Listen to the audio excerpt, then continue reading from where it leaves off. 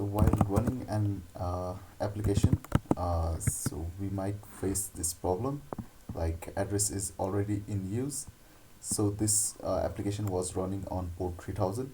So this problem occurs when if there are other applications that are using the same port, and we forgot to close those applications before starting this application. So so this problem may occur like that, and we have to close the port or change the port in order to run our application. So the solution for this is just simply change the port that we are currently using. If the current port is 3000, we can change to any other port that are not used by any other applications that are currently running. So as you can see from here, I have just changed the port to 3001, so it is running. Yeah. So this might not be the best solution. So let me clear the terminal. So if we want to run the same application on the port 3000, first of all we need to check uh, what what other applications are using this port. So for this, what we can do is we can use something like list out the applications that are using the port. So open up the terminal, then type lsof, that is a list of functions or list of applications.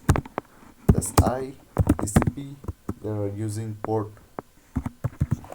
3000. So as you can see, one application is using the port 3000. So what we have to do is we have to kill this port. So the command to kill the port is kill -9 and the process ID, which is, in case of our application, the process ID is 12302. So if we again check the list, so there is no other application running at the moment on port 3000. So if we go into our application and start the application, we can see it is running on port 3000. So the next process on how we can kill the port is we can use so this is so open the terminal and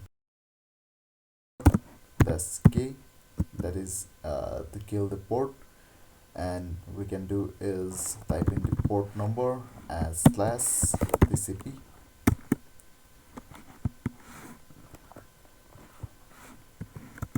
So yeah, it has killed the port. Now if we go into the application and run our application again, we can see that it is running successfully. So this is how we can kill the port and run our application, or we can change the port number and run our application. If the error occurs, like the port has already been used, so there are various other ways also. You can search online and try for yourself. Thank you.